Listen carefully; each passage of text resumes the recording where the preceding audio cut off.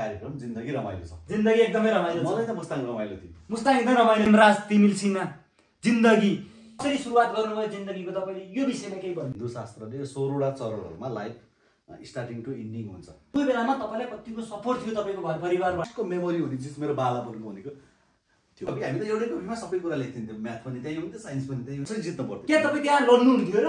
लडेर शिक्षक हुनुमा त तपाईँको यो जोस, यो भाइब्स, यो जागरण चाहिँ कसरी गयो त? व्यवस्थापन समितिले नियुक्ति दिन्थ्यो। हजुर, उहाँले नियुक्ति दिन्थ्यो। ठ्याक्कै बेलामा चाहिँ डर लाग्यो, कताबरेले मारिदिने हो कि कता नाला हालिदिने हो। त्योहरू विदेश युरोप अमेरिका नजाँदा मुस्ताङको मान्छेहरू युरोप अमेरिका गएर घुमेर पैसा कमाउन गर्ने कुराहरू, पढ्ने कुराहरू त्यसलाई हेरेर अनि त्यसमा भिजुअल क्या जस्तो ठ्याक्कै यो 24 लाखमा अमेरिका छिर्ने मान्छे फट्टै छिर्दै गयो भने त के नानी छ आइएल्टिएसमा 6.57 स्कोर ल्याएको। दुईटा बच्चा एकैचोटि जन्मियो हजुरको? एकैचोटि जन्मियो। मान्छेहरूले यो राजनीति भनेको फोहोरी खेल हो, यो चाहिँ यसमा चाहिँ पस्नुहुन्न भन्ने। हजुर, म त्यस्तो तपाईँ चाहिँ त्यो फोहोरी खेलमा कसरी पस्नु भयो त नि? ठ्याक्कै मन पर्नुको कारण बताइदिनु न। मन पराउनु कारण मुस्ताङदेखि सरकारी जागिर छोडेर पोखराको सराङकोट भन्ने ठाउँमा आएर तरकारी खेती गर्नुको मुख्य कारण चाहिँ के थियो? समय, जिन्दगी, समयले जिन्दगी तपाईँको लाइफ कुन समयमा निकाल्दाखेरि त्यसले चाहिँ मार्केटमा चाहिँ प्राइज दिन्छ भन्ने कुरा गभर्मेन्टमा मात्रै हुने वास्तविक किसान भन्ने शब्द कमाइसकेको मान्छे इज्जत नाप्ने केले भन्ने कुरा हुन्छ। एउटा सकारात्मक सोच हुनु पर्यो र ठुलो जिन्दगी, ठुलो जिन्दगीलाई अगाडि बढाउन सक्नुपर्छ।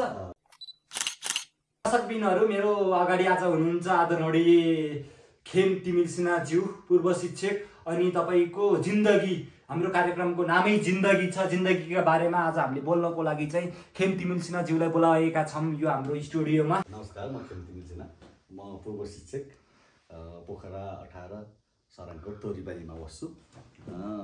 हजुरहरूको कार्यक्रममा आएर जिन्दगीको बारेमा केही 2-4 शब्द दिने जुन अवसरहरू हजुरहरूले जुटाउनु भयो त्यसको लागि हजुरहरूलाई धन्यवाद छ। ठ्याक्कै एउटा शब्दबाट सुरु गरिदिनु। शब्द यो जिन्दगी इङ्ग्लिसमा लाइफ भन्छ। हजुर, लाइफ सुरु हुने चरण हाम्रो हिन्दू शास्त्र अनुसार मान्छेको गर्भधारण, आमाको पेटमा हामी स्टार्टिङ पोइन्ट हुन्छ नि। हजुर, आमाको पेटबाट हुन्छ 9 महिना होइन।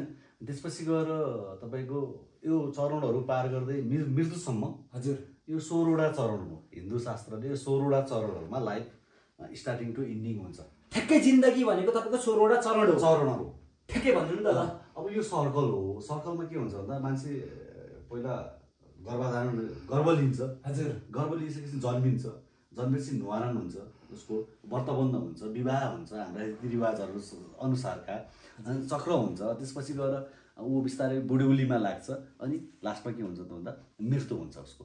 अब यसमा चाहिँ हाम्रो मृत्यु हुनुभन्दा अगाडि कोही हाम्रो कल्चर अनुसार 84 वर्ष बाँच्यो भने 84 पूजा गरिन्छ। हजुर, अनि त्यसपछि मृत्यु हुन्छ। मृत्यु त्यो वर्ण गर्दै गर्दा 16वटा चरणमा हाम्रो यो चक्र सकिन्छ। लाइफ साइकलहरू हामीले पढेका छौँ नि बच्चाहरूमा, पुतलीको लाइफ साइकल होइन, जीवन चक्र। मान्छेको जीवन चक्रमा हाम्रो हिन्दू शास्त्रले के भन्छ भने यो 16वटा चरणहरूमा यो चक्र सकिन्छ। अब यसमा के छ भन्दा टाइम, समय छ। समय हजुर, समय के छ त भन्दा सबैलाई बराबर समय छैन यो धरतीमा होइन। हामीले लीला गर्ने, लीला भोग गर्ने, ठ्याक्कै भन्नु त लीला कस्तो कुरामा लीला भनेको हामी जन्मिएपछि मृत्यु गरिन्जेलसम्म जे क्रियाकलापहरू गर्छौँ सबै यो लीला हो, आर्ट हो। ठ्याक्कै तपाईँको जिन्दगी भन्दा कहाँबाट जिन्दगी सुरु भयो? आजको तपाईँ यो ठाउँबाट यो ठाउँसम्म आइपुग्नु जिन्दगी। अब हेरौँ तपाईँ कुन लेभलबाट कुन लेभलमा आइसक्नु भयो आजसम्म। ठ्याक्कै तपाईँको जिन्दगीको सुरुवात चाहिँ कहाँबाट थियो ठ्याक्कै त भनिदिनु। अब यो झन्डै 40 वसन्त मैले पार गर्दैछु। 40 वसन्त पार गर्दैछु। अब यो लगभग आधा आयु हो मानिसहरूको, हाम्रो नेपालीहरूको सर्कल आयुमा आधा आयुमा आधा उमेर चाहिँ मैले जिइसकेँ। हजुर, अब आधा कस्तो हुन्छ भन्ने कुरा फ्युचर भन्नुहुन्छ, सबैलाई त थाहा हुँदैन। यो पछाडि के हुन्छ भन्ने कुरा त थाहा छैन, हजुरलाई पनि थाहा छैन, मलाई पनि थाहा छैन। ठ्याक्कै यसरी कुरा गरौँ न त हामी। ठ्याक्कै हामी कसरी कुरा गरौँ भने ठ्याक्कै तपाईँलाई याद भएको जिन्दगी ठ्याक्कै कहाँबाट भयो त्यो कुरा बताइदिनु न हाम्रो साथी दर्शकहरूको लागि। यो जन्म भयो। हजुर, म जन्मेँ पोखरा 18 सराङकोट तोरीपानीमा। हाम्रो चाहिँ पहिला चाहिँ सराङकोट गाविस वार्ड नम्बर 5 तोरीपानी भन्ने ठाउँमा जन्मेँ। अब जन्मिँदै कुराको त त्योभन्दा अगाडिको कुरा मलाई याद हुने कुरा होइन। मैले सम्झन लायकको कुरा सानोमा म बच्चा हुँदाखेरि हजुर अब हाम्रो तोरीपानीमा अलिक पानीको समस्या थियो। हामी पानी भर्न पँधेरोमा जाने, गाग्री बोकेर हजुर गाग्री बोकेर पँधेरोमा जाने अनि पँधेरोमा गएपछि पानी भर्ने त्यो पालो नआइन्जेलसम्म गुच्चा खेल्ने हाम्रो चाहिँ गुच्चा खेल्ने ठ्याक्कै कति वर्ष पहिलाको कुरा हो यो भनेको त मेरो 6-7 वर्ष हुँदाको उमेरको भनेको तपाईको उमेर त्यो बेलामा 6-7 वर्ष थियो म गाग्री लिएर त्यो धारासम्म जाने कन्डिसनमा त्यो बेलामा को कुरा मलाई याद छ तपाईको गाउँमा त्यस्तो समस्या थियो अनि के हुन्थ्यो भन्दा हामी गाग्री लिएर पँधेरोमा जाने अनि त्यहाँ पालो कुर्नु पर्थ्यो त्यो पालो कुर्ने टाइम कस्तो पालो भनेर ठ्याक्कै कसरी कुर्ने हो तपाईहरुले पालो जो पहिला गयो उसले चाहिँ पहिला भर्न पाउने पानी हजुर धारो थियो एउटा गाउँको बिचमा एउटा धारो थियो धारोमा हामी पानी लिन जान्थ्यौँ हैन हजुर पानी लिन गएपछि अब बच्चा अब घरमा पानी छैन हामी पानी लिन जान्थ्यौँ धारोमा गइसकेपछि के हुन्थ्यो भन्दा पालो कुर्नु पर्थ्यो कुर्ने टाइम हामीलाई के हुन्थ्यो भन्दा अब मेरो साथी सर्कल मेरो उमेर समूहका मान्छेहरू तिनीहरू हुन्थ्यो अनि तिनीहरू चाहिँ हामी गुच्चा खेल्थ्यौँ अब यो गुच्चा खेल्ने कुरामा म अलिक कमजोर थिएँ अनि मलाई चाहिँ त्यति आउँदैन थियो अब मेरो एउटा साथी छ अहिले विदेश बस्छ हजुर अनि हामी चाहिँ त्यो बेला पैसे 5 पैसे 10 पैसे ताल अथवा के अरे ताली बजाउने थप्पड हान्ने त्यो के प्राइज के त्यस्तो टाइपको खेल्थ्यौँ अनि मलाई चाहिँ त्यति राम्रो आउँदैन थियो मेरो एउटा साथी अब विदेश बस्छ उसले के भन्थ्यो भने मैले चाहिँ हारिराखेको त्यो ताल उसले चाहिँ रिपेयर गरिदिन्थ्यो यो क्रम अलि लगभग 5-7 वर्ष चल्यो हजुर झन्डै म 10-12 वर्षको उमेरमा अनि हाम्रो गाउँमा नजिक एउटा प्राइमरी स्कुल थियो अहिले आधारभूत भन्छ हजुर स्कुल थियो त्यहाँ ठ्याक्कै स्कुलको नाम के थियो भनिदिनु न शारदा प्राइमरी स्कुल थियो शारदा प्राइमरी स्कुल थियो हामी त्यहाँ पढ्थ्यौँ मैले 5 क्लाससम्म त्यहाँ पढेँ मेरो बालापन हजुर त्यहाँ भयो अनि हामीलाई चाहिँ रमाइलो के हुन्थ्यो भने पोखरा बजार भनेको के नै हो जस्तो अहिले पोखरा बजार हामीलाई के नै हो जस्तो लाग्दैन नि त्यो बेलाको पोखरा बजार के नै हो जस्तो तर पनि ठ्याक्कै पोखरा बजार भनिसकेपछि त अहिले पनि तपाईँको नेपालमा त खतरै मार्केट छ पोखरा बजार भनिसकेपछि त्यो बेला नि छ पोखरा बजार त्यो बेलामा कतिको थियो त्यस्तो ठुलो अहिलेको जस्तो थिएन हजुर तर के भने बजार हामी किनमेल गर्न जाने अनि त्यहाँबाट हामी अब अहिले सपिङ गर्न जाने भन्छौँ नि हामी हजुर किनमेल गर्न जाने हाम्रो त्यति बेला के किन आमा बाहरू नुन तेल किन्न जाने आउँथ्यो अनि त्यहाँ चाहिँ जाँदाखेरि मलाई याद छ मलाई सम्झना छ एकपटक आमासँग पोखरा जाने भन्छ नि हो के पोखरा जाने हो पोखरा जस्तो अहिले तपाईँहरूलाई त्यो लाग्दैन नि पोखरा जाने भनेको अहिले जाने बिहान जाने 10 मिनटमा फर्किने त्यो छ नि त्यो छैन थिएन पोखरा जाने अब बाटो थिएन त्यो बेला अनि त्यहाँबाट बिजुली थिएन अनि हामीले चाहिँ मट्टीतेल बाल्थ्यौँ मट्टीतेल टुकी हुन्थ्यो टुकीमा मट्टीतेल बाल्थ्यौँ अनि त्यो मट्टीतेलको लागि अथवा ती चिजहरू लिन किनमेल गर्न हामी पोखरा पुग्थ्यौँ अनि आमासँग एकचोटि मैले जिद्दी गरेर म नि जान्छु पोखरा पोखरा गएपछि पाउरोटी हामीलाई त्यो बेला रहर पाउरोटी मेरो बच्चाको रहर भनेको पाउरोटी खाने भनेको अब अहिले हामीलाई अब ब्रेड छ पिज्जा छ यो कुराहरू नर्मल कुरा त्यो बेला चाहिँ पाउरोटी भनेको ठुलो कुरा हुन्थ्यो अब पाउरोटी खान पाएर चाहिँ मान्छे ब्रेड हो त ठुलो मान्छे हुन्थ्यो म एकपल्ट त्यसरी आमासँग म जान्छु पोखरा भनेर पछि लागेर गएँ अनि गएपछि अहिले हामीलाई त मट्टीतेल चाहिन्थ्यो बिजुली थिएन त्यो बेलामा हाम्रो भन्दा तपाईँ बसेको जन्मिएको ठाउँमा बिजुली नै थिएन अनि त्यसपछि ठ्याक्कै भन्दा पनि कति सालको कुरा हो यो त्यो भनेको लगभग अब म 40 जन्मेको भनेको म 9-10 वर्षको थिएँ 50 सम्ममा नै हाम्रो बिजुली थिएन 51-52 बल्ल बिजुलीको के भयो स्टार्टिङ भयो अनि त्यसपछि म आमासँग त्यहाँ गएँ अनि गएपछि घरलाई चाहिने मट्टीतेल भनेर एउटा ग्यालेनमा हजुर आमाले मट्टीतेल बोकाइदिनु भयो म त बच्चै थिएँ 9-10 वर्षको बच्चा सानो बच्चा थिएँ पाउरोटी खाने रहरले पोखरा गएको हजुर बोकाइदिनु भयो अनि त्यसपछि त्यो मट्टीतेल बोकेर आएको त्यो मट्टीतेल त्यो ग्यालेरीको त्यो बिचको हुन्छ त्यहाँबाट निक्लेर यो कन्नामा चाहिँ पुरा पोलेको मलाई चाहिँ यो मलाई अहिले पनि सबभन्दा फर्स्टको मेमोरी हुने चिज मेरो बालापनको भनेको त्यो मट्टीतेल एकदम किनभने बिजुली थिएन हजुर मेरो बच्चाको शरीर कन्नामा पोखिएपछि त्यसले पोल्यो त्यो पीडा अनि अब आमासँग पछि लाएर म पोखरा जान्न त्यो फिलिङ बनायो मलाई जिन्दगी त्यो भनेको तपाईँको बाल्यकालमा ठ्याक्कै त्यो भइदियो अब अर्को कुरा तपाईँले भनिहाल्नुभयो जिन्दगी भनेपछि यो चक्र हो समय हो मैले भने नि त हजुरलाई सङ्घर्ष हामी जन्मेदेखि मृत्युवरण गरिन्जेलसम्म सङ्घर्ष गरिरहेका हुन्छ सबै मान्छेहरूले के गरेको छ मनुष्यको चोला आफ्नो टाइपले आफ्नो तरिकाले सङ्घर्ष गरिरहेको छ सङ्घर्षको स्टार्टिङ मेरो त्यो मलाई सम्झन लायक त्यसपछि अब 5 क्लाससम्म 5 कक्षासम्म म त्यहाँ पढेँ अनि पढेपछि त्यसपछि हामी अलि टाढाको हामी गाउँभन्दा अलिक टाढा स्कुल पढ्न जानु पर्थ्यो हाम्रो चाहिँ गाविसमा स्कुल थियो त्यो चाहिँ उकालो ओह्रालो बाटो त्यस्तो टाइपको भएर हामी चाहिँ फरक गाविसमा पढ्न जान्थ्यौँ। त्यो स्कुल हामीलाई चाहिँ बाटोले दुरीले अप्ठ्यारो भन्नाले तपाईँहरूको लागि चाहिँ तपाईँहरू अर्को ठाउँमा जान चाहिँ नजिक पर्यो हजुरहरूको लागि, नजिक पर्यो अथवा सजिलो भयो।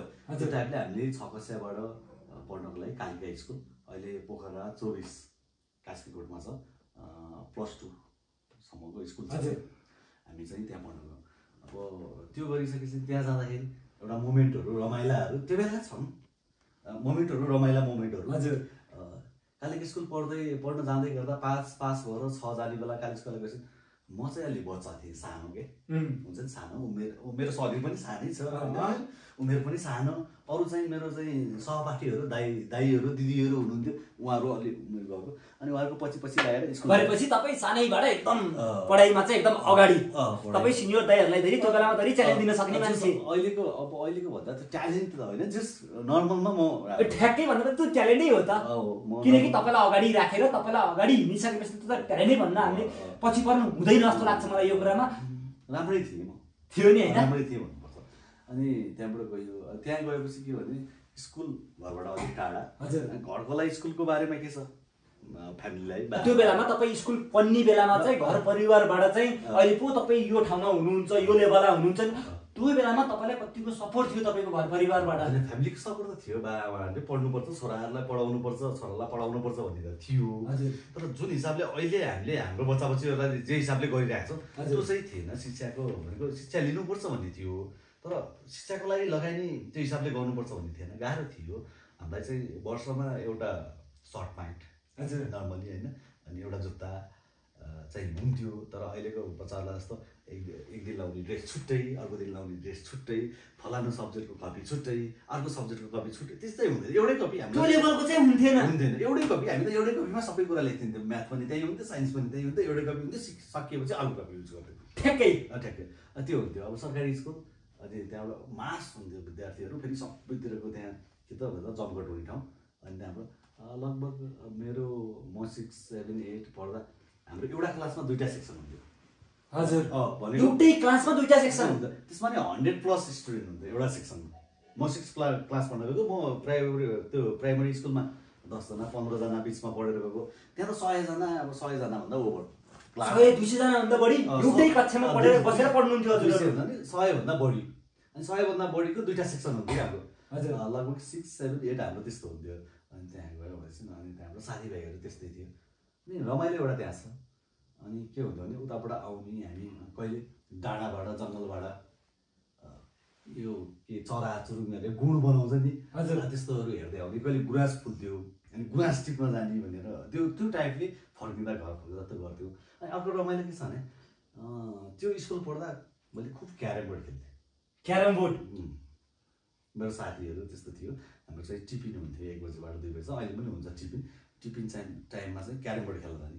अनि हाम्रो चाहिँ बाजी हुन्थ्यो त्यहाँ। तपाईँ त्यो टाइममा क्यारम बोर्ड खेल्दै? क्यारम बोर्ड खेल्थेँ मैले। अनि पढाइलाई पनि त्यो अगाडि साथीभाइ त सोध्यो यो त्यो बेलामा भनौँ न त, अब अहिले पो तपाईँ अब होइन खेमराज तिमिल सुना भनेर माननीय व्यक्ति भनेर गाउँमा चिन्नुहुन्छ नि त, त्यो बेलामा खेमराजले क्यारम बोर्ड खेल्छ भनेर मान्छेले पत्याउँथे? होइन, पत्याउने भन्दा नि हामी खेल्थ्यौँ, हामी क्यारम बोर्ड खेल्थ्यौँ। तपाईँ अगाडि क्यारम बोर्डमा पनि? क्यारम बोर्डमा हामी अगाडि थियौँ। मेरो एकजना साथी छ, हजुर लगभग ऊ र म एउटा ग्रुपमा भयो भने अरू ग्रुपहरू चाहिँ जस्ट हामीले चाहिँ हार्दैनथ्यौँ, हामीले जित्थ्यौँ। अति मजा। अब ठ्याक्कै गर्दा गर्दा अब तपाईँ ठ्याक्कै जानुभयो भने अब तपाईँको एसएलसी भन्ने थियो कि त्यतिखेर त एसएलसी नै होला नि होइन? एसएलसी थियो। ठ्याक्कै के थियो त्यो बेलामा नि बताइदिनु न। त्यसमा के थियो भने अब हामी लगभग अब त्यो गर्दै हामी त्यो चरण पार गऱ्यौँ 8, 9। अनि साथीहरू मेरो त कस्तो भने दाइ दिदीहरू फेल हुँदै मैले भेटाउँदै गर्दा मभन्दा सिनियर दाइ दिदीहरू हजुर साथी। अनि त्यहाँबाट हामी त्यो बेला फुटबल पनि खेल्थ्यौँ कहिले। हजुर ग्राउन्ड यस्तो अहिलेको जस्तो सुविधा सम्बन्ध ग्राउन्डहरू हुँदैन थियो, अनि लगभग बल चाहिँ एउटा हुन्थ्यो। अनि दाइ दिदीहरू हुनुहुन्थ्यो, अब फुटबल खेल्न जान्थ्यौँ बेला बेलामा, त्यस्तो टुर्नामेन्ट जस्तो टाइपको अब अहिलेको जस्तो कार्यक्रम जस्तो फुटबल हुन्थ्यो, हामी फुटबल खेल्न जान्थ्यौँ। अनि के हुन्थ्यो भने हाम्रो चाहिँ फेरि कस्तो भने हामी जाने कास्कीकोटमा, हजुर पढ्न जाने कास्कीकोटको, अनि हामी बासिन्दा सराङकोटको, हाम्रो चाहिँ अलि बाहुल्य चाहिँ सराङकोटको भनेको अलि हो भन्ने टाइपको त्यो टाइपको थियो त्यो बेलामा तपाईँहरूको त्यो बेलामा थियो। अनि फुटबल खेल्न गएपछि हामीले जित्नु पर्थ्यो जसरी जसरी जित्नु पर्यो जसरी जित्नु पर्यो। के तपाईँ त्यहाँ लड्नु हुन्थ्यो र लडेर जित्ने तपाईँहरूले त्यहाँ लिएर हामी चाहिँ कि खेलेरै जित्नुहुन्थ्यो तपाईँहरूको पर्फर्मेन्स राम्रो थियो तपाईँहरू खेलाडीहरू राम्रा थिए कि तपाईँहरू यसै लड्नियो जिन्दगी हो माटो ठोक भन्ने टाइपको हुन्छ कि के हो यसमा त्यो टाइप भन्दा नि हाम्रो चाहिँ अब कस्तो भने म त बच्चा थिएँ म त त्यो बेला जस्तो म खेलाडी होइन म त त्यो बेला दाइहरूको दिदीहरूको झोला कपडा कुर्नी ठ्याक्कै तपाईँ खेल्न लागेपछि भनिदिनु न ल हामी म त त्यस्तै कहिले काहीँ खेल्थेँ कहिले कहिले चाहिँ के हुन्छ चेन्ज गरेर खेल्ने खेलाडी हुन्छ नि सब्स्टिट्युट भन्छ कि त्यस्तो टाइममा मात्रै हो नत्र दाइ दिदीहरूको झोला कुर्नी अन्त दाइहरू अलिक सिनियर हुनुहुन्थ्यो शरीर पनि परेको अब लड्नै परे पनि अलिक कसिनी टाइपको त्यो टाइपको थियो नि त अनि भनेपछि फर्स्ट हुनुपर्छ सराङ पनि गएपछि फर्स्ट हुनुपर्छ भन्ने एउटा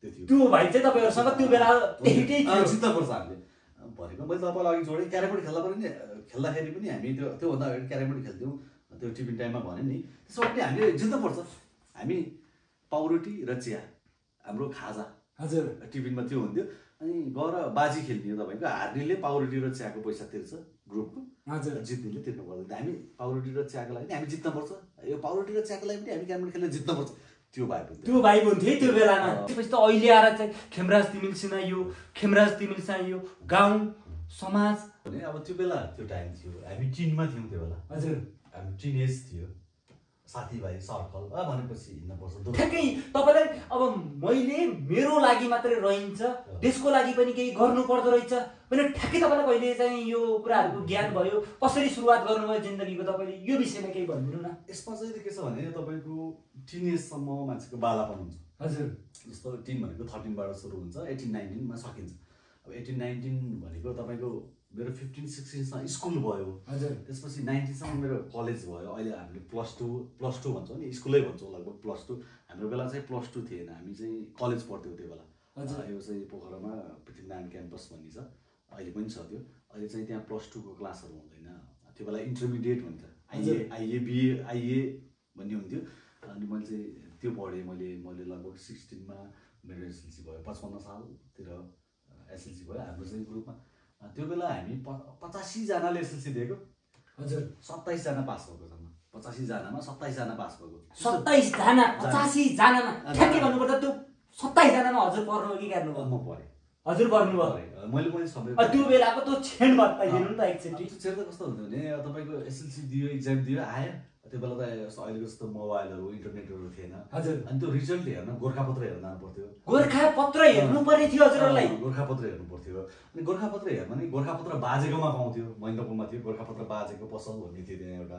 अन्त पाउँथेन तपाईँले आफ्नो रिजल्ट हेर्नको लागि गोर्खापत्र बाजेकोमा जानु पर्थ्यो हजुरलाई उहाँ जानु पर्थ्यो यताउता साथीभाइलाई सोधेर थाहा हुन्थेन यस्तो कुराहरू थियो हुँदैन अहिलेको जस्तो थिएन नि त अहिले फलानु नम्बरमा डायल गरेर तपाईँको रिजल्ट हेर्नु त्यस्तो थिएन नि त थिएन सुविधा थिएन नि प्रविधि कहाँ त्यत्रो डेभलप थिएन नि त अनि भएपछि अनि गोर्खापत्रको बाजेकोमा कसले पत्रिका ल्याएछ पत्रिकामा नम्बर छ कि छैन हामीलाई कौतुकता हुन्थ्यो त्यो टाइप थियो त्यो बेला ठ्याक्कै भनेर तपाईँ त्यो रिजल्ट हुन्छ नि रिजल्टको मोमेन्ट कुर्न गएर त्यो राति कस्तो भयो तपाईँलाई त्यो रातिको छिन अब ठ्याक्कै रिजल्ट भयो भने थाहा भयो हजुर त्यो त रेडियोमा पुग्थ्यो रेडियोमा समाचार आउँथ्यो आज एसएलसीको रिजल्ट प्रकाशित गरिएको छ भनेर त्यो टाइपको आउँथ्यो त्यो चाहिँ भयो अब ठ्याक्कै त्यही दिन त पाइएन भोलिपल्ट एकजना साथीले रिजल्ट लिएर आएर उसले चाहिँ लिएर आएर रहेछ हजुर चाहिँ गएर त पत्रिका लिएर आएर रहेछ ल त पास भएछस् भन्यो अब आनन्द आयो म एसएलसी पास भएँ गौरव भयो त्यो बेला अहिले कस्तो छ भने अब अहिले नम्बर बच्चा बच्चीहरूलाई त्यो कुराहरू छैन त्यो बेला त हामी त एसएलसी पास हुने भनेको त एकदम यो त वरिष्ठ मान्छे भयो भन्ने टाइपको थियो नि त त्यसपछि अनि म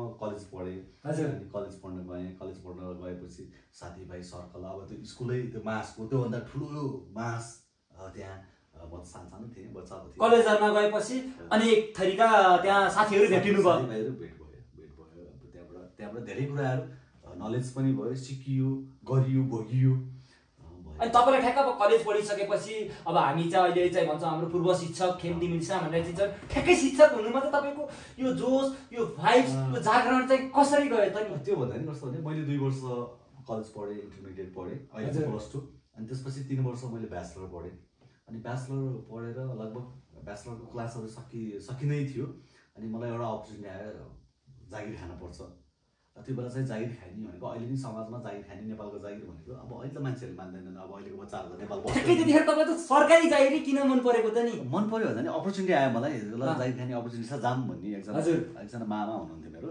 अनि त्यहाँबाट ल उहाँ चाहिँ मुस्ताङमा टिचिङ गर्नुहुन्थ्यो हजुर अनि त्यहाँबाट ल त्यहाँ जागिर खुलेछ भन्छ जानु पर्यो भनेर भन्नु। मुस्ताङ मुस्ताङ हजुरले मुस्ताङमा हो पढाएको? मुस्ताङ ठ्याक्कै भन्नुपर्दा मुस्ताङ भनेको त अब हामीले अहिलेको बुझाइ अनुसारले त एकदम गाह्रो छ त्यहाँ पढाउन भन्थे। तपाईँ त त्यो बेलामा गएर पढाउनु भयो रहेछ। ठ्याक्कै भन्नु नि त कस्तो अनुभव भयो हजुरलाई त्यो बेलामा? 63-64 को जनआन्दोलन चाहिँ ल्याएको थियो। 63 को लास्ट थियो अनि त्यहाँबाट यता आन्दोलन चलिरहेको थियो। मेरो कलेज भइएको थियो, इक्जाम चाहिँ बाँकी थियो। हजुर। अनि मलाई चाहिँ त्यो अपर्च्युनिटी आयो। अब मैले मैले एजुकेसन पढेको मेरो फिल्ड थियो। अनि त्योभन्दा अगाडि पनि यहाँ मैले बोर्डिङ स्कुलमा टिचिङ गर्थेँ। हजुर गर्थेँ। अनि अब इक्जाम आउन लाग्यो। अब यो टिचिङ भन्दा नि अब इक्जामलाई फोकस गर्नुपर्छ भनेर म यहाँ ग्याप गरेर बसिरहेको थिएँ। यहाँ बसिरहेपछि साथीभाइले सरकारी जागिर खानुपर्छ, छोड्न हुन्न भनेर सबैले पुसअप गरेँ। पुसअप गरेपछि म 64 वैशाखमा यहाँबाट मुस्ताङ छिरेँ। मुस्ताङ मुस्ताङ कति राम्रो ठाउँ। आहा ठ्याक्कै मुस्ताङको बारेमा भनिदिनु न केही। तपाईँ जानुको पहिलो दिन के भयो थियो, कसो भयो थियो र कसरी त्यहाँको त्यो एनालाइज गर्न सक्नु हजुरले? जसले मलाई रिफर गर्नुभएको थियो उहाँ हुनुहुन्थेन। म बस पार्क गरेर बेनी जाने बस चढेँ। अनि बेनीसम्म बसमा, अनि बेनीबाट तिप्ल्याङ भन्ने ठाउँ छ त्यो बाटोमा, म्याग्दीको तिप्ल्याङ भन्ने ठाउँसम्म जिप जान्थ्यो। अनि त्यहाँबाट हिँड्नु पर्थ्यो। अनि संयोग चाहिँ कस्तो भयो भने जो मलाई त्यो मामा भने नि मैले, उहाँले मलाई रिफर गर्नुभएको थियो नि, उहाँलाई चिन्ने मान्छे मेरो बसको साइडमा सिटमा के मलाई चाहिँ सहज भयो। अनि कसरी सहज भयो भने उहाँले के भनेर कुराहरू दाइ कहाँ पुग्ने भनेर भने मैले। अनि म झोक्छु जाने। अनि मैले यसरी भागमा जान लाग्यो। अनि मलाई चाहिँ फलन हाम्रो मामाले चाहिँ रिफर गर्नुभयो। अनि भनेको उहाँले भन्नुभयो किस्ताइले। अनि किस्ताइले भनेपछि चिन्नु हुँदो रहेछ उहाँले। अनि त्यहाँबाट भनेपछि अनि हामी सँगै गयौँ। पछि तपाईँको तिप्ल्याङबाट हामी हिँड्नु पर्थ्यो।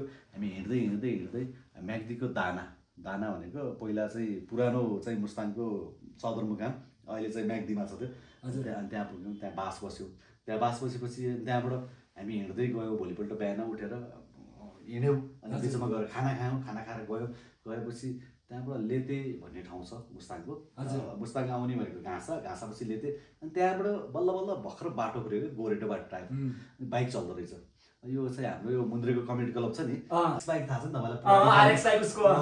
त्यो टाइपको मुन्द्रे यातायात भन्ने त्यहाँ त्यो बाइकहरू रहेछ। भनेको त्यो बेला उसको त्यो त्यतिखेर त मुन्द्रे भन्ने शब्द इन्ट्री नै भएको थिएन। तर त्यहाँ बाइक थियो, त्यो मुन्द्रेको पहिल्यै भइसकेको थियो। आरएक्स बाइक थियो त्यहाँ। त्यहाँबाट आरएक्स बाइक भयो। अनि लगभग कति 1000 रुपियाँ हुनुपर्छ त्यहाँबाट त्यो म पुग्ने ठाउँमा जानेको। अनि कस्तो गरेको थियो, अनि एकजना भाइ थियो अनि बाइक चलाउने। म बाइक पछाडि बसेको थिएँ। मैले अलिअलि बाइक चलाउँथेँ। अनि त्यो सब बाइक चलाएको बडो डर लाग्यो। बाइक चढेको तपाईँको म डेस्टिनेसनमा पुग्न अगाडि मसँग जो साथी थियो उसले चाहिँ हामीलाई लिएर गयो। लिएर गएपछि त्यो चाहिँ बाइक चढेको त्यसले बाइक चलाएको देखेर मलाई डर लाग्यो। अनि मैले भने भाइ तिमी पछाडि बस्छ, म बाइक चलाउँछु भनेको मान्दैन। त्यो मानेन उसले। तपाईँले बाइक चलाउनु भाइ भनेको तपाईँलाई चाहिँ त्यो बेलामा चाहिँ डर लाग्यो, तपाईँले मारिदिन्यो कि कता नाला हालिदिन्यो त्यस्तो बाइकहरू तपाईँको भित्रबाट आयो। उसले बाइक चलाएको त्योभन्दा म राम्रो चलाउँछु भन्ने फिलिङ भयो मलाई। मैले भने एकछिन चाहिँ मानेन। अनि पछि चाहिँ ल अनि पछि म आफै बाइक ड्राइभ गरेर उसको बाइक ऊ पछाडि बसेर अनि हामीले चाहिँ 1000 रुपियाँ कस्ट तिरेको त्यसको। अनि ठ्याक्कै त्यसले त्यो तपाईँलाई ठ्याक्कै ठाउँमा पुर्यायो कि के गर्यो? नै त्यही भने त बाटोमा जाँदै गर्दा उसले बाइक चलाएको देखेर मलाई डर लाग्यो। अनि डर लागेपछि मैले भने म चलाउँछु भने पहिला मानेन। पछि चाहिँ मलाई बाइक दियो। अनि दिएपछि अनि त्यो भाइ कहाँ हो पुग्ने मलाई थाहा छैन, त्यो डेस्टिनेसन थाहा छैन नि त। अनि उसको त्यो बाइकमा चाहिँ अनि म ठाउँमा पुगेँ, डेस्टिनेसनमा पुगेँ मैले आफैले बाइक ड्राइभ गरेर। अनि त्यहाँबाट मेरो जागिरी जीवन हुन्छ नि एउटा, सरकारी जागिरी जीवन सुरु भयो। झन्डै 10 वर्ष।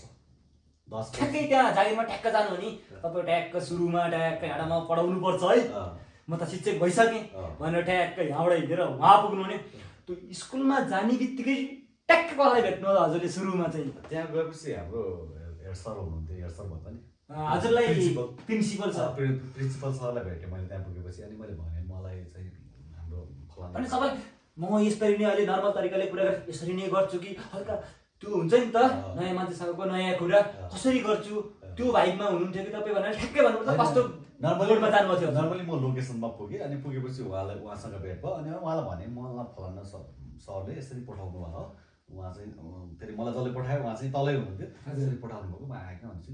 ल ठिक छ भन्नुभयो। उहाँले बस्नेको म्यानेज गरिदिनु भयो। अनि म त्यहीँ बसेँ। अनि लगभग वैशाखको 16 या 17 64 साल वैशाख 64 साल वैशाख 16 वा 17 गतिको कुरा हो यो। उता म त्यहाँ पुगेको थिएँ। अनि त्यसपछि 3-4 दिनको कुरा भयो। अनि 21 गते चाहिँ मलाई नियुक्ति दियो भनेको त पर्मानेन्ट अब जागिरे होस् भनेर त्यहाँ स्कुलले व्यवस्थापन समितिले नियुक्ति दिन्थ्यो। हजुर उहाँले नियुक्ति दिनु। ठ्याक्कै कति दिनको ग्याप थियो यहाँ तपाईँ गएर त्यहाँ कति दिन बस्नुपर्ने थियो विषयमा? भनेको 4 दिनपछि मलाई नियुक्ति दिनु। ठ्याक्कै बस्ने त 4 दिनको टाइम भयो नि। 4 दिन बस्दा ओइ कता मलाई यहाँबाट फेरि जागिर नदिने हो निकालिदिने हो कि यस्ता कुराहरू मनमा खेल्यो कि के गरे? त्यस्तो त खेल्यो अब हुने हो कि नहुने हो कि म फर्किन पर्ने कि त अब भयो त्यो त भयो तर भएन त्यो अब्स्ट्याकल। तपाईँ सिधै पास हुनुभयो यो कुरामा? भयो। त्यसपछि अब व्यवस्थापन समितिले मेरो योग्यता उसलाई चाहिँ हेरेर मलाई नियुक्ति दियो। त्यसपछि मैले जागिरी जीवन सुरु गरेँ 10 वर्ष त्यो ठाउँमा। ठ्याक्कै तपाईँले जागिर खाने हुन्छ नि टाइमिङ, त्यो टाइममा चाहिँ तपाईँको उमेर चाहिँ कति भएको थियो? त्यो बेला मेरो उमेर 22-23 थियो। 22-23 वर्ष हुनुहुन्थ्यो हजुर? म 22-23 वर्ष थिएँ। जम्मा 22-23 वर्षमा सरकारी जागिर त्यो पनि मुस्ताङमा। मैले यसै भनिरहेको छैन मेरा आदरणीय दर्शकबिनहरू होइन, आजको मेरो यस विशेष कार्यक्रममा चाहिँ खेमराज तिमिल सिन्हा जिन्दगी कहाँबाट कसरी र के गर्नुपर्छ भन्ने कुरा चाहिँ उहाँलाई एकदमै के हुन्छ नि त। अब आज भन्यो भने त सायद यो कुराहरू चाहिँ अलिकति विश्वास गर्न गाह्रो हुन्छ होला होइन। हामी चाहिँ धेरै पछि छौँ, आजभन्दा 12-15 वर्ष पहिला छौँ हामी। यही विषयमा हामी उहाँ खेमराज सरसँग कुरा गर्दैछौँ। अनि ठ्याक्कै पढाउने विषयमा वा पढाइ गर्दाखेरि मुस्ताङको वातावरण र मुस्ताङका मानिसहरू वा स्टुडेन्टहरू के कस्तो हुनुहुन्थ्यो त्यो बेलामा? अब त्यो बेलामा कतिको शिक्षित हुनुहुन्थ्यो उहाँका मान्छेहरू, त्यो ठाउँको मान्छेहरू? होइन, अब मुस्ताङ भनेको टुरिज्मले फोकस भएको ठाउँ हो। हजुर तपाईँको अलि पहिलाबाट त्यहाँको इतिहास मैले गएर पछि बुझेँ। बुझ्दाखेरि त्यहाँ के छ भने त्यहाँको लगभग तपाईँको मुस्ताङको मान्छेहरू भनेको विदेश नबसेको मान्छेहरू कमै छन् त्यहाँ। देश ऊ बेला चाहिँ मुस्ताङे राजा भन्ने थियो। अहिले पनि मुस्ताङे राजा अलि अस्ति पनि हामीले एउटा प्रोग्राममा सुनिरहेको थियौँ मुस्ताङको राजाको बिहा आउँदैछ भनेर। तपाईँ घोडाधरी 200-300 वटा लिएर होइन, मैले एउटा सानो एउटा प्रोग्रामहरूमा देखेको थिएँ। उहाँले चाहिँ मुस्ताङे राजाले सपोर्ट गरेर त्यहाँको मान्छेहरूलाई विदेश पठाइदिने त्यो चलन थियो। यहाँको मान्छेहरू विदेश युरोप अमेरिका नजाँदा मुस्ताङको मान्छेहरू युरोप अमेरिका गएर घुमेर पैसा कमाएर एउटा आएको थियो। अनि अर्को शिक्षामा पनि मुस्ताङको मान्छेहरू अगाडि नै थिए। हजुर म त्यो ठाउँमा पुगेँ। अनि पुगेपछि अब मेरो त्यो भएपछि मैले चाहिँ मेरो जबलाई कन्टिन्युटी गरेँ। कन्टिन्युटी गर्दै जाँदा सबैसँग एउटा चाहिँ कुरा के हुँदो रहेछ भने मान्छेमा मलाई लागेको मान्छे पोजिटिभ भयो भने, फिलिङ्स पोजिटिभ गऱ्यो भने जहाँ गए पनि मान्छेले चाहिँ साथीभाइ सर्कल एउटा आफ्नो आफन्तपन त्यो चाहिँ बनाउँदो सक्दो रहेछ। ठ्याक्कै तपाईँ त्यहाँ गएर कति वर्ष काम गर्नुभयो अरे हजुरले? ठ्याक्कै मैले त्यहाँ 10 वर्ष गरेँ। 10 वर्ष काम गर्ने बेलामा तपाईँलाई मुस्ताङबाट कुनै पनि समस्या भयो कि के गर्यो? समस्या केही पनि भएन। त्यहाँको मान्छेहरू अति आदरणीय हुनुहुन्छ। मैले तपाईँलाई भने नि एउटा कुरा के भने तपाईँ राम्रो हुनुहुन्छ भने जगत राम्रो छ। आफू राम्रो छ त जगत राम्रो छ। आफू भलो जगत भलो भन्छ नि एउटा। हजुर त्यो तपाईँ राम्रो हुनुहुन्छ, तपाईँ पोजिटिभ हुनुहुन्छ, तपाईँले सबैलाई राम्रो सोच्नुहुन्छ भने तपाईँको लागि पनि राम्रो सोच्छ। अनि ठ्याक्कै तपाईँले 10 वर्ष पढाउनु भयो मुस्ताङमा। ठ्याक्कै 10 वर्ष पढाइसकेपछि त्यो ठाउँमा ठ्याक्कै होइन म मुस्ताङमा बसेर चाहिँ अब मैले जिन्दगीलाई अगाडि बढाउन सक्दिनँ, म पोखरा आउनुपर्छ भन्ने कुराहरू हुन्छ नि तपाईँको दिमागमा। सायद खेलेन मैले ठ्याक्कै पैसा मात्रै गरिदिएको होइन। ठ्याक्कै तपाईँले त जागिर छोड्नुको कारण चाहिँ के थियो यो भनिदिनु न। त्यसमा के छ भने मलाई त्यस्तो कहिले नि भएन। मैले छोड्नुपर्छ मलाई त्यही रमाइलो थियो। तपाईँले भन्नु भने तपाईँको कार्यक्रम जिन्दगी रमाइलो छ। जिन्दगी एकदमै रमाइलो छ। मलाई त मुस्ताङ रमाइलो थियो। मुस्ताङ एकदमै रमाइलो थियो। ठ्याक्कै किन छोड्नु भयो त नि? अब त्यसमा के छ भन्दा त्यो जुन 10 वर्षमा मुस्ताङ बसेँ के थियो मुस्ताङमा र के थियो पोखरामा? के देख्नुभयो मुस्ताङमा र पोखरामा के देख्नुभयो र किन छोड्नुभयो मुस्ताङलाई?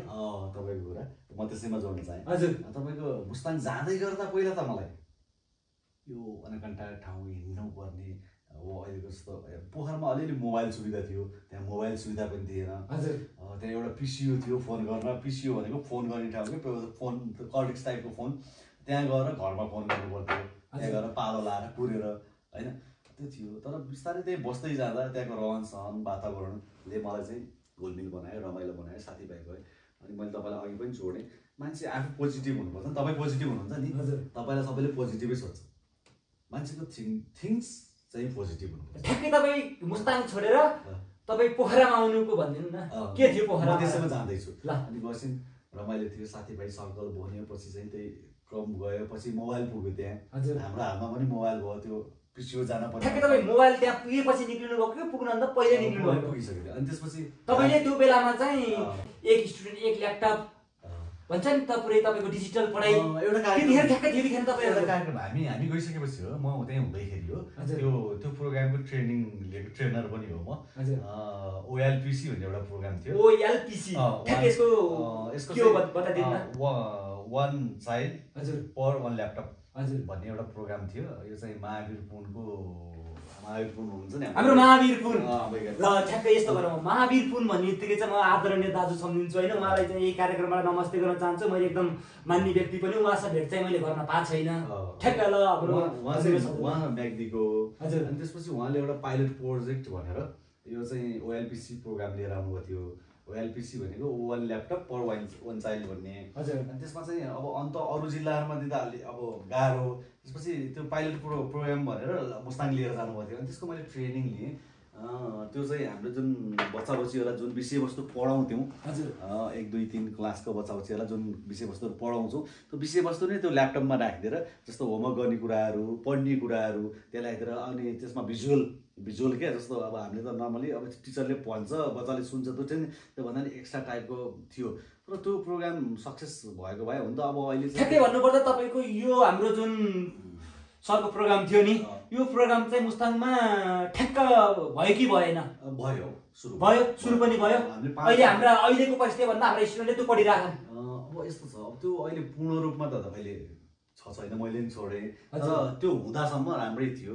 अनि त्यहाँबाट त्यो प्रोग्राम थियो मैले पनि ट्रेनिङ लिएँ त्यसको ट्रेनिङ लिएपछि अनि त्यहाँबाट त्यो ल्यापटपहरू एउटा बच्चालाई एउटा ल्यापटप भनेको एउटा फुच्चे ल्यापटप थियो यो टाइपको हाम्रो अहिले ल्यापटप छ नि यो टाइपको ल्यापटप भनेको त्यो थियो तर त्यसमा के थियो भने अडियो भिडियो त्यो साउन्ड क्लिपहरू यताउता बच्चाहरूलाई त्यो सिक्न चाहिँ इम्प्रेस गर्ने भनेको सिकाइलाई चाहिँ प्लस गर्ने थियो राम्रो थियो त्यो अब त्यो चाहिँ देशभरि नै भए हुन्थ्यो अब अहिले जस्तो हुने बच्चाहरूले त बाबुआमाले ल्यापटप किनिदिन्छ ल्यापटपमा गुगल सर्च गरेर बच्चाहरू पढ्छन् सबैलाई त्यो सुविधा छैन नि त सबैलाई ल्यापटप किन्न सबै नेपालीहरू ल्यापटप किन्न सक्ने सम्भव छैन नि त त्यो चाहिँ राम्रो थियो अनि त्यसपछि त्यही प्रोग्राम अनि त्यसरी नै गर्दै गर्दा अनि त्यहाँबाट के भयो भन्दा म फ्यामिलियर भएँ ठ्याक्कै त्यतिखेर तपाईँ त्यहाँबाट पढ्दै हुनुहुन्थ्यो 10 वर्ष तपाईँको बितिसकेको थियो त्यतिखेरसम्म तपाईँको त्यही बिचमा मैले विवाह गरेँ हजुर विवाह गरिसकेपछि 2 वर्ष जतिमा मेरो म 64 मा गएँ मुस्ताङ 66 मा मेरो विवाह भयो 68 मा मेरो बाबु जन्मियो ठुलो बाबु अनि त्यसपछि त्यो गर्दै जाँदा 74 मा मेरो अर्को 2टा बाबु जन्मियो छुट्टी कतिको मिल्थ्यो त्यो ठाउँबाट छुट्टी यस्तो थियो हाम्रो दसैँमा 15 दिन छुट्टी हुन्थ्यो हजुर स्पेसली अरू बेला चाहिँ त आउने गाह्रो हुन्थ्यो टाढा थियो अनि बाटो पनि सहज थिएन दुरीले त टाढा होइन तर बाटोले त्यो थियो अनि त्यो भइसकेपछि अनि हिउँदमा विन्टरमा हाम्रो चाहिँ 2 महिना अरू अहिले चाहिँ यहाँ समरमा हुन्छ नि छुट्टी टाइपको विन्टरमा छुट्टी हुन्थ्यो विन्टरमा आएर म 2 महिना यहाँ बस्थेँ अनि जस्तो हाम्रो मङ्सिरमा क्लासहरू सकिएर एक्जाम सकाएर रिजल्ट गराएर क्लास सेन्टअप गरेर हामी तल चढ्थ्यौँ अनि फागुनमा जान्थ्यौँ नयाँ क्लास सुरु गर्थ्यौँ भनेको 2 महिना चाहिँ हामीलाई छुट्टी हुन्थ्यो कति महिनाको क्लास हुन्थ्यो हाम्रो उहाँ मुस्ताङमा चाहिँ हाम्रो चाहिँ 10 महिनाको हुन्थ्यो 10 महिना 2 महिना चाहिँ छुट्टी हुन्थ्यो त्यसमा चाहिँ बिचमा चाहिँ दसैँ हामीले चाहिँ 15 दिन गर्दा 2 महिना जति हामी यता बस्थ्यौँ ठ्याक्कै यही विषयमा एउटा घर परिवारको कुरा पनि जोड्न मन लाग्यो मलाई होइन तपाईँ चाहिँ मुस्ताङमा बसेर पढाउनुहुन्थ्यो तपाईँको यहाँ चाहिँ मम्मी बाबा श्रीमती तपाईँ उहाँ मुस्ताङमा बसेर काम गर्ने बेलामा होइन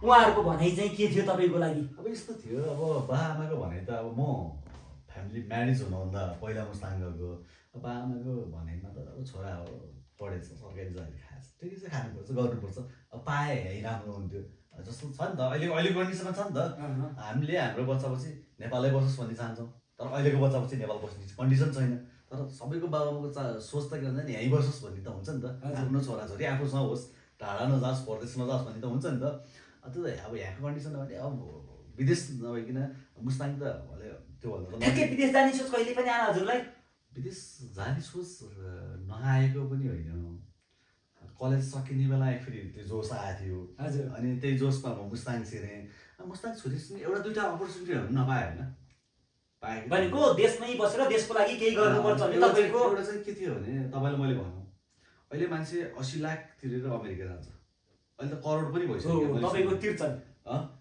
बका पनि छन् तपाईँको म मुस्ताङ हुँदाखेरि त्यो बेला 24 लाखमा अमेरिका छिर्ने मान्छेहरू यो तपाईले ठ्याक्कै यो 24 लाखमा अमेरिका छिर्ने मान्छे फट्टै छिर्दै गए हुन्थ्यो त किन यहाँ नेपालमा सरकारी जागिर भनेर बस्नु भयो यस्तो हो नि त तपाईँको अब अहिले आएर अमेरिका अब अहिले आएर नि त अहिले त ट्रम्पले अमेरिका गएको मान्छे इलिगलहरूलाई फर्काउने उसमा छ हजुर त्यो भनेको त सधैँलाई हुन्छ भन्ने छैन त्यो बेलामा तपाईँले फ्युचर सबै सोचिसक्नु भएको थियो त्यतिसम्मको माइन्डेड मान्छे हजुर होइन त्यो भन्दा पनि होइन तपाईँका कुरा अनुसारले त हामीले त स्पष्ट यतिकै बुझिन्छ सर तपाईँ कुरा भने मैले सोचेको के भने त्यो बेला 24 लाख तिर्नु पर्थ्यो होइन तपाईँ चाहिँ त्यो बेलाको इन्टेलिजेन्ट मान्छे रहेछ भन्ने चाहिँ अहिले यसरी बुझ्न सकिन्छ किनकि त्यो बेलामा त्यो पैसा तिरेर म यहीँ गर्छु भन्ने मान्छे हो नि त तपाईँ त्यो चाहिँ हो किनभने मसँग जागिर छ मैले नेपाल सरकारको जागिर खाइरहेको छु हजुर अनि त्यहाँबाट तपाईँको 24 लाख अब हाम्रो फ्यामिलीमा त 24 लाख भनेको त अब अहिले करोडै निकाले जस्तो हो त्यो कष्टै करोड छ ठ्याक्कै कति सालको कुरा हो यो चाहिँ 67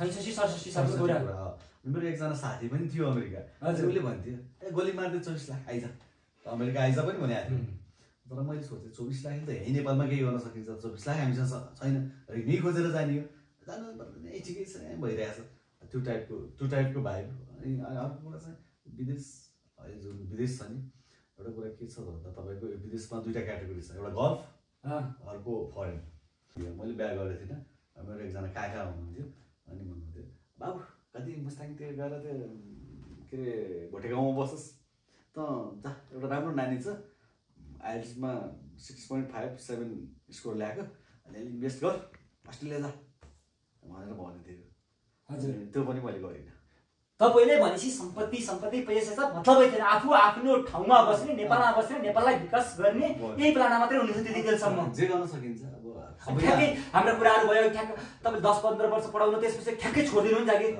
ठ्याक्कै किन छोडिदिनु भयो त नि फ्युचरको लागि पनि एकदम राम्रो थियो नि त यो कुराहरू त थियो त्यो थियो तर ट्याक्कै कस्तो हो भने मेरो बच्चा सँगै दुईटा बच्चा जन्मियो दुईटा बच्चा एकैचोटि जन्मियो हजुरको एकैचोटि जन्मियो भनेको जुम्लिया ट्विन्स ठ्याक्कै भन्नुपर्दा अहिले तपाईँको कतिवटा बच्चाहरू छ अहिले त मेरो 3टा बच्चा छ 3टा बच्चाहरू छ हजुरको पहिला छोरा थियो हजुर पछि 2टा छोरा जन्मियो त्यसपछि फेरि 2टा छोराहरू अनि त्यसपछि तपाईँको के भयो त भन्दा मैले सोचेँ अब बच्चाहरूलाई उनीहरूलाई टाइम दिनु पऱ्यो नि त बच्चाहरूको लागि किनभने श्रीमती एकजनाले त 2टा बच्चा स्याहार गर्ने तिनीहरूको म्यानेज गर्ने त्यो कुरा त गाह्रो हुन्छ हजुर गाह्रो हुन्छ भनेपछि अनि मैले जागिर छोड्नुपर्छ अब मैले यिनीहरूको लागि हेर्नुपर्छ टाइम तपाईँले आफ्नो फ्यामिलीको लागि सरकारी जागिर तर छोडिदिनु भयो ठ्याक्कै छोडेर यहाँ आसी बताइदिनु ल के गर्नु त्यसपछि छोडेर आएको थिएँ अब 74 सालतिरको कुरा हो हजुर चुनाव थियो त्यो बेला 74 जेठमा हाम्रो चाहिँ त्यो संविधान घोषणा भइसकेपछि पहिलो यो चाहिँ स्थानीय निकायको चुनाव थियो हजुर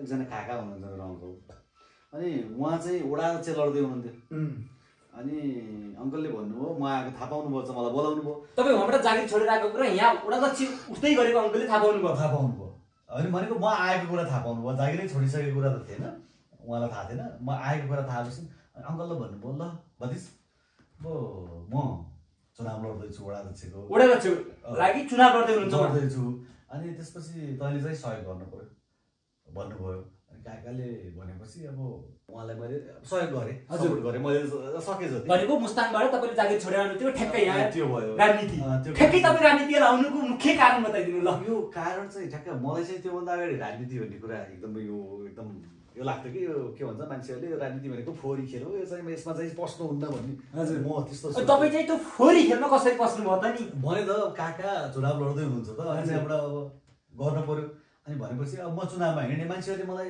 फलानु पार्टीको मान्छे रहेछ भनेर चिने हजुर अनि तपाईँ फलानु पार्टीको भनेर चिनिएपछि अब भनेपछि तपाईँलाई के हुन्छ त भन्दा तपाईँको के कुरा हुन्छ त भन्दा तपाईँलाई नचिनिन्जेलसम्म गाह्रो हो कि चिनिएपछि त चिन्नुभयो त चिनिनु भयो तपाईँको ट्याग लाग्यो दाग लाग्यो हजुर लगाएपछि ल भयो अब पोलिटिक्स ठिक छ अब पोलिटिक्सतिर तपाईँसँग हुँदाको जागिर 10-12 वर्षमा मुस्ताङमा छोडेर आएर पोखरामा फेरि राजनीतितिर घुस्नु भयो हजुर होइन भनेको जिरो लेभलबाट थाहा छैन राजनीति गर्छु भनेर घुस्या त होइन अब तर कारणले परिस्थितिले मलाई त्यहाँ उम्याइदियो राजनीतिमा घुसाइदियो हजुरलाई यो भनेको तपाईँको चक्र हो नि समयले मलाई त्यहाँ माग्यो त्यसपछि राजनीति गर्ने भनेर त्यस्तै स्पेसली त होइन साथ सपोर्ट हुन्छ मान्छेको विचार ठ्याक्कै एउटा कुरा सोधेँ है यसमा चाहिँ हाम्रो एउटा छ भने यहाँ 3जना नेताहरूको नाम चाहिँ म मोबाइलमा तपाईँलाई फोटो देखाउँछु ठ्याक्कै तपाईँलाई मनपर्ने नेता एउटा चुनिदिनु न त यो 3जनामा प्रचण्ड हुनुहुन्छ एकजना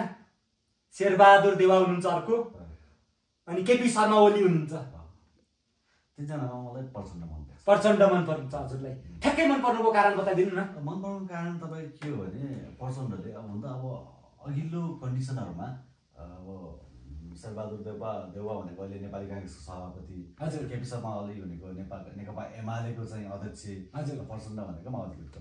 यसमा के छ भने हाम्रो भन्दा अगाडिको पुस्तामा नेपाली काङ्ग्रेसले केही गर्यो होला परिवर्तनको लागि, हामीलाई थाहा हुँदा हामीले जान्ने बेलामा चाहिँ प्रचण्डको एउटा थियो नि योजना, प्लानिङ देश र जनताको लागि परिवर्तनको लागि। अहिले हामीले जुन किसिमको अब अहिले तपाईँ हामी हेऱ्यो भने समावेशिता, धर्मनिरपेक्षता यी कुराहरू छन्, सङ्घीयता, यी कुराहरूको लागि हो नि त त्यो उहाँ त प्रचण्डजीले आफ्नो लागि आफ्नो पर्सनल स्वार्थको लागि यो गरे त होइन त।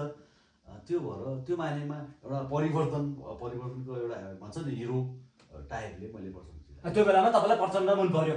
अनि ठ्याक्क हामी त्यो कुरामा थियौँ, तपाईँ यता आउनुभयो, ठ्याक्क त्यसपछि अनि के भयो? अब त्यसपछि म यता आइसकेपछि लगभग अब तपाईँ के भयो त भन्दा म त्यो कन्डिसनले मेरो बच्चापछि कन्डिसनले मैले दाइ छोड्नुपर्ने कन्डिसनपछि म आएँ। आएपछि त मेरो ओरिजिन त अब सरनकोट तोरीपानी, म त अब यहीँ बस्छु अनि यहीँ बस्ने छ मैले यहीँ बस्नुपर्छ। अब यहीँ मेरो आफ्नो आर्थिक रूपमा व्यवहारिक रूपमा आफ्नो पनि जीवन निर्वाह गर्नुपर्छ, केही त गर्नु पऱ्यो, काम गर्नु पऱ्यो।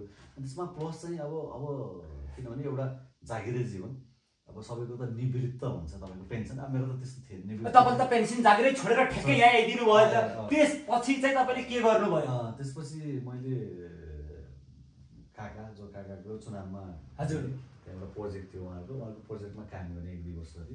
अनि त्यसपछि अब के भयो भने केही न केही उत्पादनको क्षेत्रमा हामीले चाहिँ काम गर्नुपर्छ, उत्पादनशील क्षेत्रमा। भनेको तपाईँले त्यहाँभित्र छिरिकन बिजनेसतिर माइन्ड बढाइसक्नु भयो? बिजनेस भन्दा पनि तपाईँको उत्पादन हामीले के सकिन्छ होइन देशको लागि राष्ट्रको लागि हामीले चाहिँ उत्पादन गर्नुपर्छ। उत्पादन भयो भने भनेको तपाईँको त जुन सानोको उमेरमा थियो नि मैले देशको लागि केही गर्नुपर्छ भनेको उता बुझ्नु भएन, यहाँनिर ल्याएर ठ्याक्कै बुझ्नुभयो यो कुरालाई। त्यो कुरा आएर म्याच हाल्यो उत्पादन गर्नुपर्छ भनेर उत्पादनमा जोडिनुपर्छ भनेर हामीले चाहिँ एउटा फार्मिङ यो कुखुरा पाल्ने हजुरको पनि गऱ्यौँ 1-2 वर्ष हेऱ्यो, त्यति राम्रो भएन। भनेको कुखुरा पालन गर्नुभयो तपाईँ यहाँ आएर सक्सेस भएन?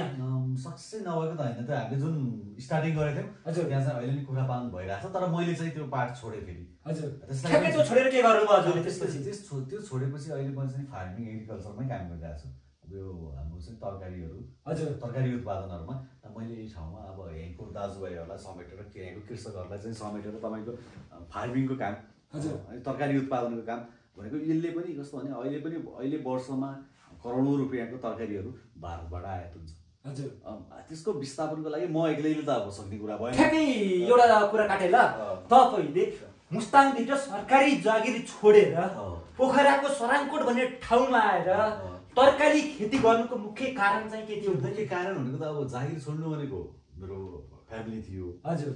आएपछि केही त गर्नु पर्यो नि भनेको हामी जतिको मान्छे भनेको अब हामी त मध्यमवर्गीय मान्छे हो भनेको सङ्घर्ष त्यहाँ मात्रै सीमित भएन। अब यहाँ आएपछि छ नि अहिले नि छ नि हामी मध्यमवर्गीय मान्छे हो, हामीलाई चाहिँ यता बसेर खाना त पुग्दैन होइन, तपाईँलाई पनि पुग्दैन होला, हामीलाई पनि पुग्दैन, सबैलाई पुग्दैन। किनभने कि अब हाई प्रोफाइल भएको हाई सोसाइटीको बच्चा बच्ची छोराछोरी भएको हामीलाई पुग्थ्यो, अब त्यो त छैन हामी।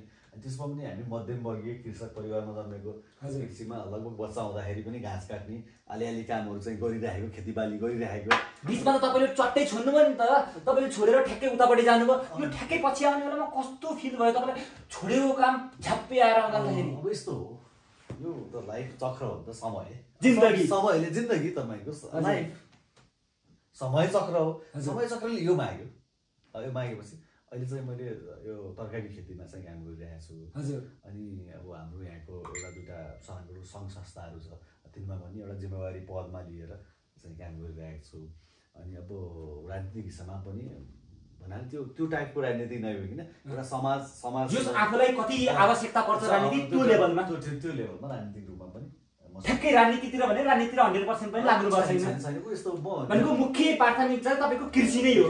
मेरो उत्पादन हो, उत्पादन गर्नुपर्छ, उत्पादन गर्यो भने हुन्छ। मैले तपाईँलाई अघि भने तपाईँको करोडौँ रुपियाँको तरकारी भारतबाट आयात हुन्छ हजुर। त्यसमा मैले कति सक्छु, म एकजनाले सबै त त्यो आयात विस्थापन गर्नु सक्दिनँ, तर मेरो पार्टबाट मैले कति सक्छु। म जस्तै 1000जना मान्छे 5000जना मान्छेले मेरो जस्तो सोच राख्यो भने हामीले चाहिँ यो तरकारीमा चाहिँ देशलाई आत्मनिर्भर बनाउन सक्छौँ। यहीँ उत्पादन गरेर हाम्रो यहीँको चिज अर्ग्यानिक चिजले हामीले चाहिँ त्यो भारतबाट आउने इन्डियाबाट आउने तरकारीलाई चाहिँ विस्थापन गर्न सक्छौँ।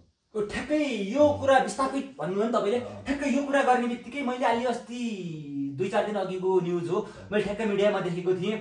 हाम्रो तराईको साथीभाइ हुनुहुन्छ जति हाम्रो जनताहरू हुनुहुन्छ, उहाँहरूले तरकारीमै मार्केट नपाएर तपाईँको त्यही तरकारीमाथि त्यो ट्र्याक्टर जस्तो चिज थियो त्यसलाई बुढाउनु भएको थियो, त्यो तरकारी नष्ट गर्नुभएको थियो। अब यो यस्तो छ, यो के छ भने उहाँहरूको लागि चाहिँ केही त भनिदिनु हुन्छ कि त के कस्तो लाग्छ हजुरलाई? एउटा कुरा के हो भने तपाईँको यो यसमा अलिकति बिजनेस टाइपबाट पनि व्यवसायको तरिकाबाट पनि सोच्नुपर्ने हुन्छ।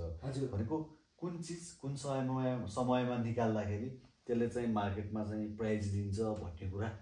जस्तो गुगु किसानहरूले चाहिँ आन्दोलन गरेको कुराहरू छ, दुधको किसानहरूले दुध उत्पादन कृषकहरूले दुध पोखेको कुराहरू छ, टमाटर चाहिँ बाटोमा राखेर गुडाएको कुराहरू छ। त्यसमा चाहिँ हामीले हेर्नुपर्ने कुरा के हो भने के सिजनमा के चिज चाहिँ उत्पादन गर्दा हामीलाई चाहिँ अलिकति मार्केट प्राइस चाहिँ लेभलमा हुन्छ अथवा हाम्रो चाहिँ खर्च रिकभर हुन्छ भन्ने कुरामा चाहिँ अलिकति सोच्नुपर्छ। त्यो हिसाबको अब यो राज्यले हाम्रो कृषि प्रधान देश हो, हाम्रो देश कृषि प्रधान देश हो नि त, त्यो त मान्नुहुन्छ नि तपाईँ। यसमा चाहिँ फेरि राज्यले पनि कृषिमा अनुदानहरूका कुराहरू तपाईँको ठ्याक्कै मैले अघि पनि यो कुरा जोडेँ है, फेरि पनि जोड्न चाहन्छु। तपाईँको हाम्रो राज्यले कृषिको लागि यति गर्दा गर्दै पनि हाम्रा कृषक साथीभाइहरूले त्यही उमारेको तरकारीमाथि डोजर चलाउनु, दुध लगेर पोखेर फालिदिनु, यस्ता कुराहरू किन गर्नुहुन्छ? तपाईँको केही अनुभव छ यो विषयमा? यसमा के छ भने तपाईँले उत्पादन गर्नुहुन्छ अनि तपाईँको उत्पादन लागत हुन्छ नि, उत्पादन गर्दाको मूल्य पनि मार्केटमा आएन भने त उनीहरूलाई पीडा हुन्छ नि त। हजुर, त्यो पीडालाई चाहिँ अलिकति रिस आवेगको रूपमा त्यो हो।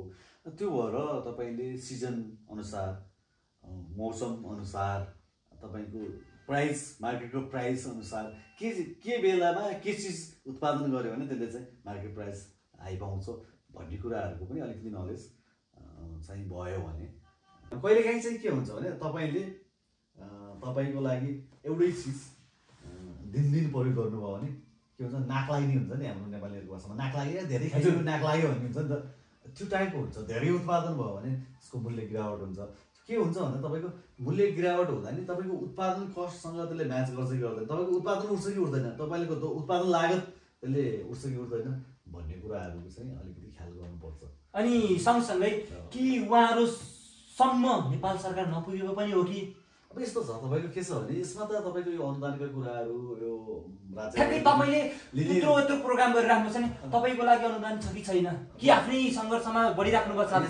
छैन, मैले अनुदानका कुराहरू पनि पाएँ भेटेको ठाउँमा, मैले चाहिँ पोसिबल भएको ठाउँमा तिनीहरूले नै लिएको छु, हजुर अपर्च्युनिटी लिएको छु। तर के छ भने एउटा कुरा यो के भइरहेछ भने तपाईँको झोले हुन्छ नि, एउटा झोले टाइपको क्या भनेको डकुमेन्टमा मात्रै हुने, वास्तविक किसान भनेको देखाउनलाई चाहिँ मिडियामा आउने झाप्चो देखाइदिने, तर भित्री वातावरण चाहिँ उहाँहरू केही पनि छैन। त्योभन्दा पनि तपाईँको डकुमेन्टमा कृषक हो, हजुर वास्तविकमा कृषक भनेको तपाईँको कृषक भनेर जति तपाईँको बजेटहरू आउँछ त्यो बजेट ठाउँमा पुगेको छैन, वास्तविक किसानहरूसम्म पुगेको छैन भन्ने नै लाग्छ। अब ठ्याक्कै हामी कार्यक्रमको अन्तिममा पनि आइसकेका छौँ है। ठ्याक्कै अब तपाईँ जिरो लेभलबाट अहिले चाहिँ हिरो भनेर चिन्नुहुन्छ होइन, ठ्याक्कै जिरो लेभलबाट हिरो पुग्नुमा तपाईँको आफ्नो 2वटा शब्द भनिदिनु न। यसमा चाहिँ सम्बन्ध ठुलो कुरो चाहिँ तपाईँको के हो भने तपाईँ जहाँ हुनुहुन्छ, तपाईँ जसरी जिउनु भएको छ लाइफ तपाईँको, हजुर मेरो लाइफ तपाईँको लाइफ, तपाईँको तरिकाले जिउन सक्नुहुन्छ, म मेरो तरिकाले जिउन सक्छु। के हुनु पऱ्यो भने थिङ्क पोजिटिभ हुनु पऱ्यो, सकारात्मक सोच हुनु पऱ्यो र तपाईँले आफ्नो लाइफस्टाइल जिउँदै गर्दा अरूको लाइफस्टाइललाई चाहिँ के भने असर पार्ने कुराहरू गर्नु भएन। हजुर तपाईँले आफूले तपाईँको तरिकाले जीवन जिउ, किन स्वतन्त्रता छ नि त हाम्रोमा, हाम्रो संविधानले हामीलाई स्वतन्त्रता दिएको छ, तर मैले मेरो स्वतन्त्रता प्रयोग गर्दै गर्दा तपाईँको स्वतन्त्रतालाई असर पार्नु भएन, एउटा कुरा। दोस्रो कुरा तपाईँले चाहिँ हरेक कुराहरूलाई पोजिटिभली लिनुहोस्, सकारात्मक।